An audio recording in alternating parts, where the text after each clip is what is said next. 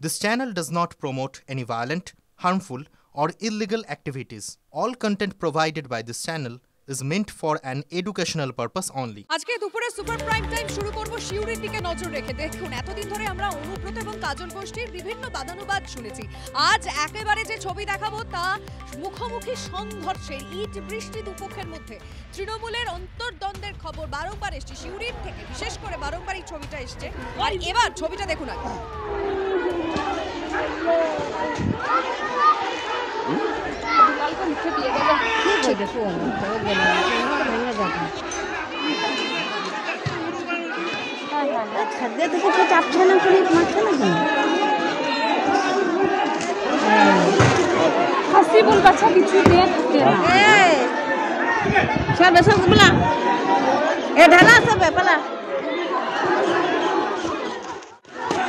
ছবিটা দেখছেন আপনাদেরকে আমরা টিভি9 বাংলা এক্সক্লুসিভ দেখাচ্ছে সেই ছবি। অনুব্রত এবং কাজল গোষ্ঠীর একেবারে মুখোমুখি সংঘর্ষ, একে অপরের দিকে ইট ছুঁড়ে মারছেন, শুধুমাত্র ইট না, হাতের কাছে যা পাচ্ছেন লাঠি সোটা সবকিছু ছুঁড়ে দিচ্ছেন। এক ভয়ঙ্কর ছবি শিউরি থেকে এসছে। আমাদের প্রতিনিধি হিমাদ্রির সঙ্গে কথা বলবো। হিমাদ্রি, এখনো পর্যন্ত কতজনকে পুলিশ আটক করেছে, এখন পরিস্থিতি কি? দেখো, এই মুহূর্তে আমি দাঁড়িয়ে রয়েছি শিউরি 2 নম্বর ব্লকের গোপালপুর গ্রাম। এখনো পর্যন্ত এই যে সংঘর্ষে এখনো পর্যন্ত 4 জনকে আটক করা হয়েছে পুলিশের পক্ষ থেকে। পাশাপাশি ছবিটা দেখাবার চেষ্টা করব, যেই জায়গায় এই সংঘর্ষ হয়েছিল ঠিক সেই জায়গায় এসে উপস্থিত হয়েছি। এই যে বাড়ি দেখতে পাচ্ছ, সেই বাড়ির পাশে যে ইটের টুকরো টুকরো ইট দেখতে পাচ্ছ, এই ইট নিয়েই কিন্তু সেই ঢিল ছুড়াছুড়ি শুরু হয়েছিল।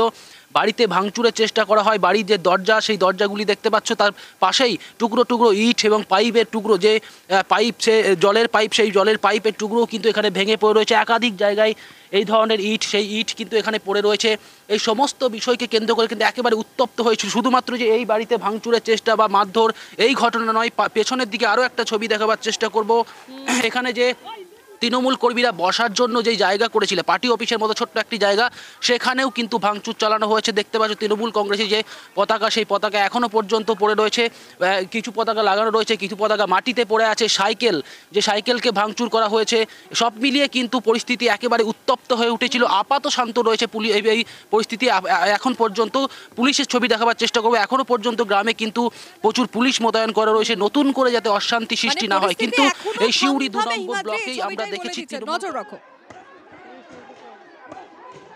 দোয়াতে একই দিয়া কি নিয়ে অশান্তি সকাল থেকে আমি জানি না বাপ, ওদের সব পুকুরে পাহাড়ি হয়েছে, তা আমাদের সবাই লাঠি সুতা কেন হামলা কেন চালালো বলছেন। আমি ঘরে ছিলাম, আমি কিছুই জানি না গো। তা আমাদের দেখছে লাঠি নিয়ে বেরিয়েছে। আমার ছেলেকে মাথা ফাটিয়ে নে, হাত ফাটিয়ে নে, মারামারি কি নয়, টোনকাটা করে কে কথা ওই পাড়ার ছেলেরা টোন কাটছে। আচ্ছা, সবই তো একই দল করেন? দল একই। তাহলে আপনারা কারা? আমরা নুরুল।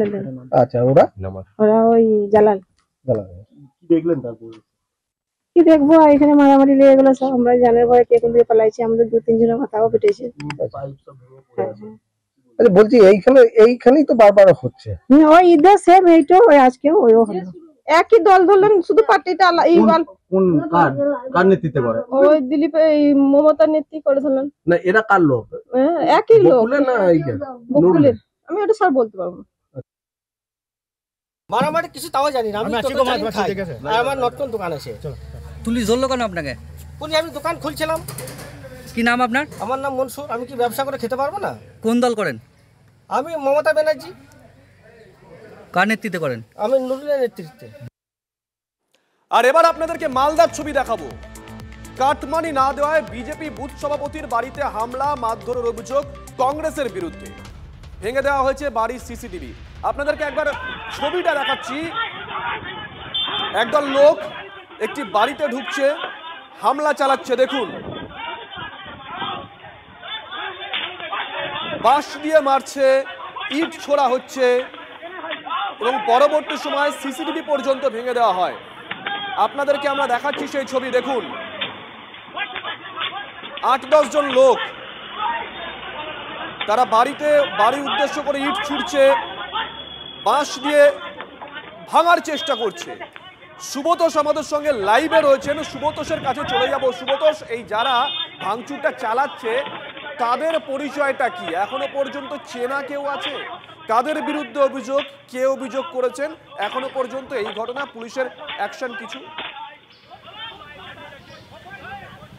দেখো, বিজেপির বুথ সভাপতির তরফ থেকে অভিযোগ করা হয়েছে এবং যারা হামলা চালাচ্ছে তারা কিন্তু একদম মানে পরিচিত মানে কংগ্রেসের কর্মী এবং স্থানীয় নেতা কয়েকজন আছে এবং তারা কিন্তু একেবারে সেই এলাকাতে কংগ্রেসের লোক বলেই চিহ্নিত।